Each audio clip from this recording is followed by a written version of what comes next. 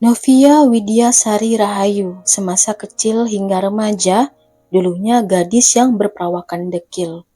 Karena selepas pulang sekolah di saat masih siang bolong, Novi suka ke warnet. Novi juga diremehkan karena lantaran perawakannya itu.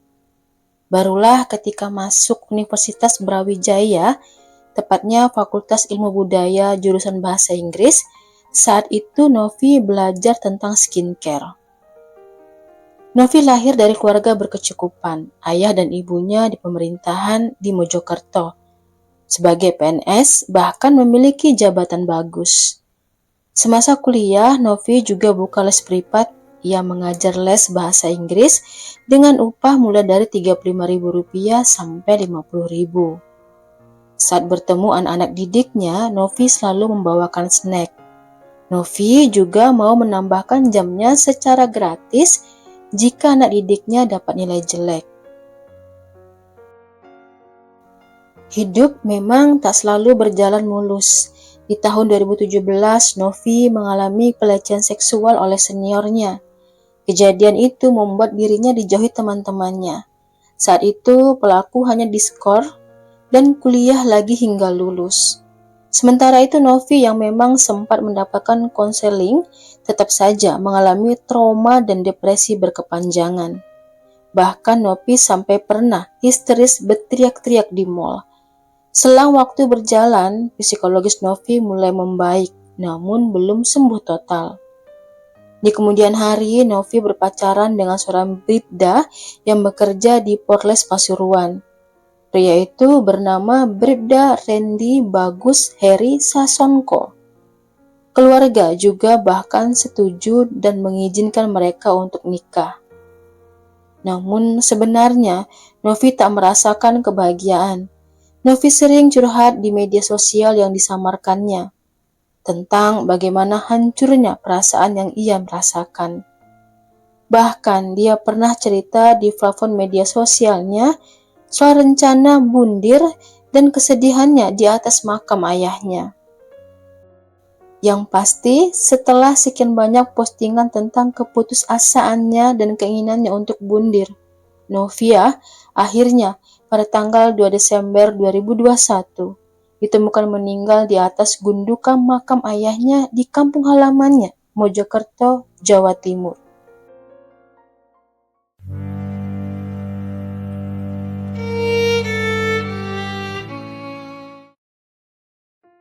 Dari hasil visum Puskesmas Suko Mojokerto, Novi dinyatakan bundir dengan cara meminum campuran minuman teh dengan serbuk berbahaya.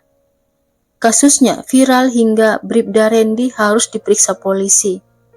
Kekasih Novi itu diduga menjadi penyebab Novi bundir karena terdengar desas-desus jika Novi sedang hamil. Namun Bribda Randy dan keluarganya tak menginginkan anak itu. Bahkan Randy tak berencana untuk menikahinya. Novi frustasi. Novi bahkan sudah mengadu ke lembaga pemberdayaan wanita karena sudah dipaksa menyanyiakan janinnya. Dan Randy yang tak bertanggung jawab. Kesedihan yang dirasakan Novi membuat dirinya sampai pergi menjalani konseling. Kejadian Novi menarik perhatian publik. Masyarakat ingin Randy harus dihukum karena dianggap sudah menyiksa, menyakiti psikologis dan fisik Novi. Lantas, apa yang sebenarnya terjadi? Benarkah semua curhatan Novi di media sosialnya? Berikut kesaksian dari pihak Randy. Randy dan Novi bertemu tak sengaja di bulan Oktober 2019 di acara sebuah festival di Malang. Keduanya bertukar nomor telepon hingga di tanggal 19 November, keduanya mengikat hubungan menjadi pasangan. Selanjutnya, mulai di awal tahun 2020, Novia mengizinkan Randy menginap di kosnya di kota Malang. Di sanalah, keduanya rutin melakukan perbuatan yang seharusnya tak boleh mereka lakukan. Bahkan bukan hanya di kos, tapi juga di hotel. Barulah di bulan Maret, Novia mengaku hamil. Namun atas kesepakatan bersama dengan alasan masih muda dan belum siap, maka janin itu pun mereka sia-siakan. Di bulan Juni 2021, mereka kembali berbuat di hotel di Mojokerto. Agustusnya, Novi ngaku hamil lagi. Keduanya pun bertengkar hebat, yang berujung Novi memutuskan Randy. Saat itu, Randy menangis, kemudian pulang ke rumah dan mengadukan semuanya kepada orang tuanya. Menurut cerita Randy, orang tuanya meminta Randy untuk bertanggung jawab. Bahkan orang tua Randy berusaha membujuk agar Novi mau kembali pada Randy. Randy dan orang tuanya juga sudah datang ke rumah Novi untuk melamar. Meskipun saat itu orang tua Novi masih belum tahu jika Novi hamil. Orang tua Randy meminta agar anak-anak mereka dinikahkan saja secara siri. Nanti 2 tahun lagi baru diresmikan setelah kakak Randy menikah. Masih dari cerita Randy, Novi kemudian meminta uang 2,5 juta untuk melepas janinnya lagi. Namun Randy tak bertanya detail tentang rencana Novi itu. Hal ini dikarenakan jika ditanya, Novi akan marah-marah dan berkata kasar padanya. Di tanggal 20 Agustus 2021, Randy men-TF uang ke rekening teman Novi. Barulah di tanggal 22 Agustus, Randy mengantar Novi ke rumah temannya itu untuk mengambil obat. Setelah itu, mereka menginap di hotel. Di sanalah Novi mengaku sudah menegak obat. Besoknya, mereka check out. Randy mengantar pulang Novi ke Mojokerto. Dalam perjalanan pulang, mereka sempat mampir makan. Di sanalah Novi izin ke toilet. Dan saat kembali, Novi mengadu jika janinnya sudah tidak ada. Namun, saat itu Randy melihat Novi tampak baik-baik saja, seperti tidak ada kejadian.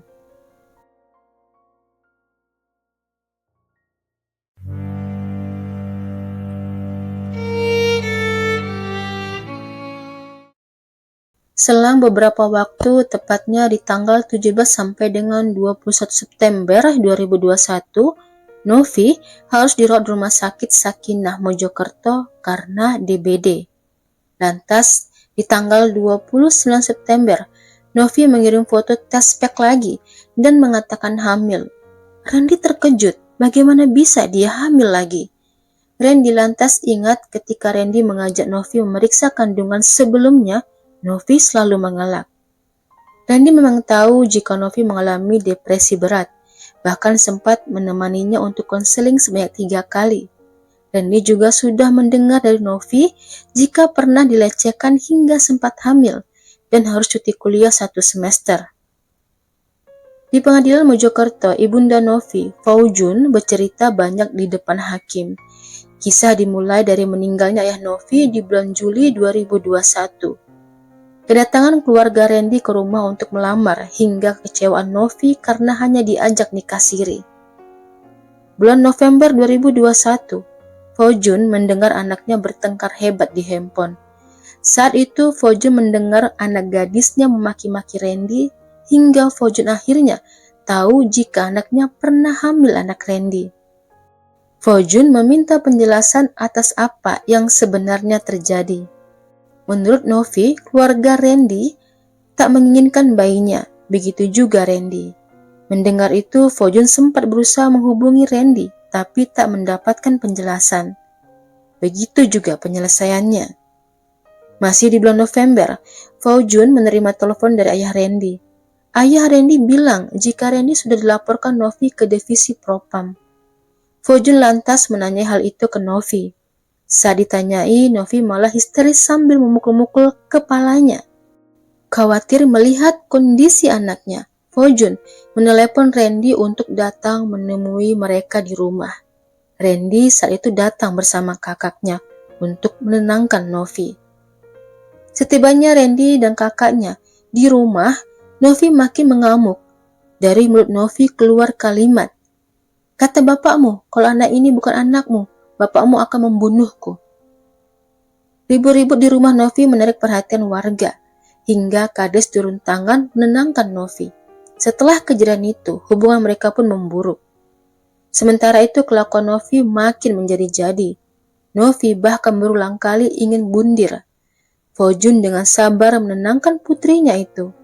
Fojun mengingatkan Novi untuk memperbaiki diri dan melupakan Randy. Namun Novi malah makin histeris.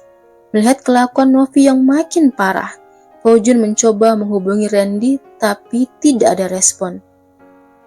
Di depan hakim, Fojun bercerita jika anaknya itu tak suka melihat apapun yang menurutnya berantakan. Novi suka nekat. Novi depresi berat dan sudah pernah ke rumah sakit jiwa untuk berobat. Perihal kehamilannya, Fojun tak tahu secara medis. Fojun hanya tahu dari mulut Novi saja.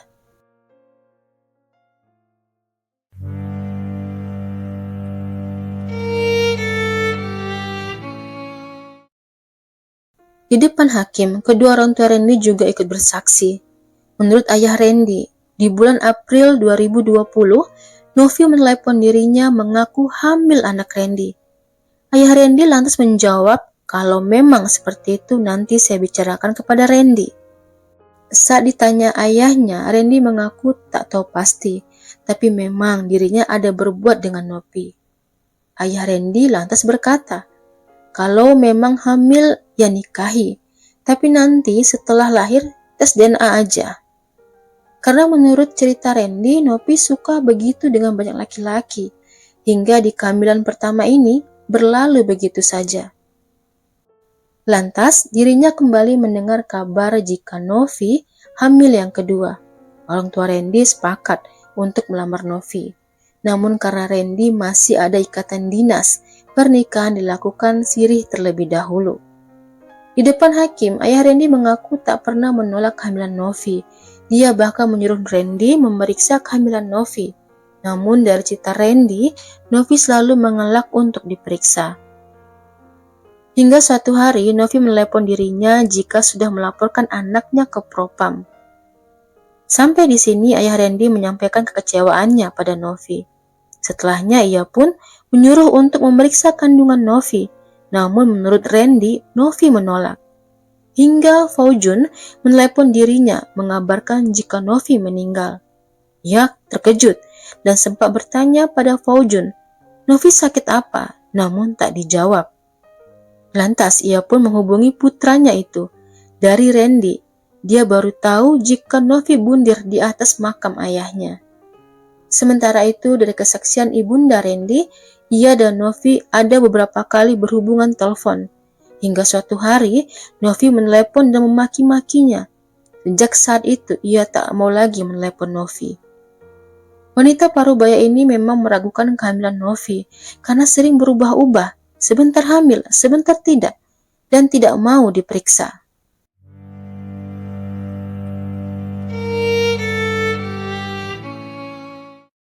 Kesaksian lain datang dari teman dekat Novi, Anika.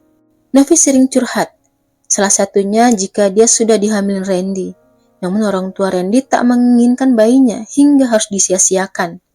Di bulan November 2021, Novi datang ke rumah Anika dalam kondisi depresi. Ia curhat, hamil lagi. Tapi harus kembali menyia-nyiakan kandungannya itu. Semua karena dia dipaksa menampil oleh Randy dan seorang propam perempuan. Kejadian ini dibantah Randy. Lantas Anika juga bercerita jika saat Novi dirawat rumah sakit, dia sebenarnya tidak DBD. Ia dirawat karena keguguran. Novi juga mengaku jika ia pernah membeli barang jahat, kemudian berkata, aku yang minum atau aku kasih Randy saja ya, sambil tertawa bercanda-canda. Novi juga bercerita jika sebelumnya dengan Randy, dia pernah berpacaran dengan dua pria lainnya. Namun ia tak kenal. Di depan hakim, Anika juga mengaku tak tahu pasti apakah benar Novi hamil, karena dia hanya dikirim foto tespek dan perut saja, namun tak pasti apakah benar itu milik Novi.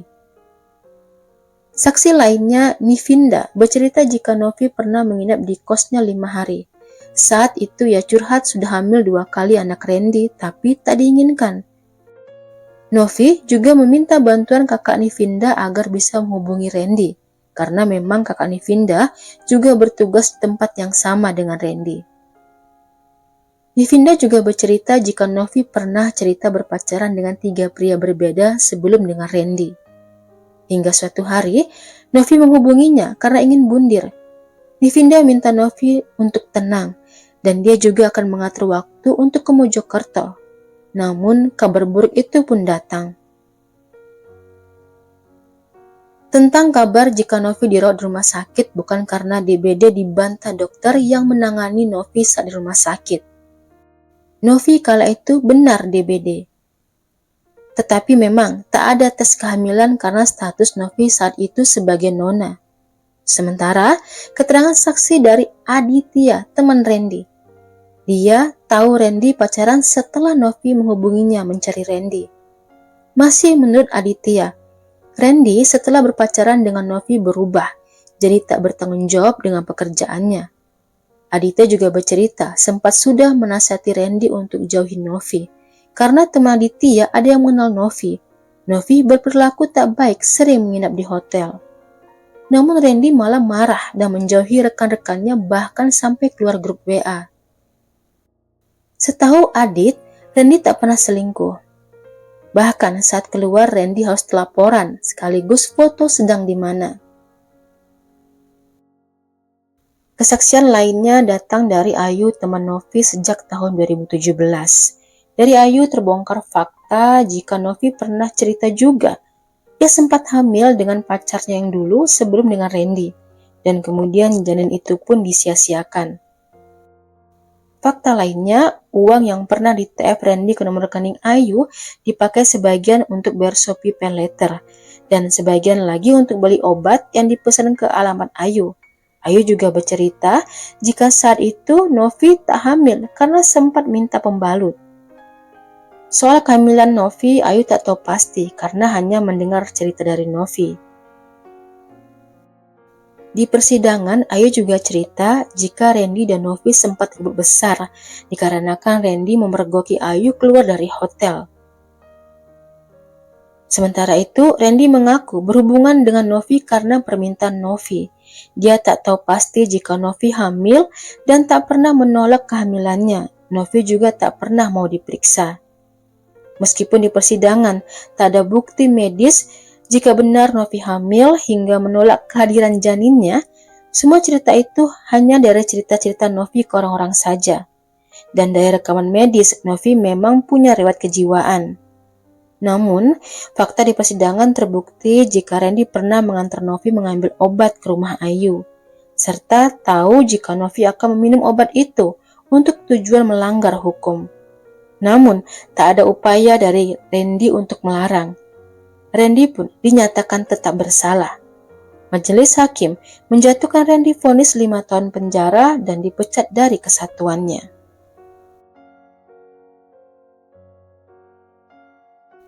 Halo semua, terima kasih sudah mendengarkan cerita dari saya. Sampai ketemu di cerita lainnya.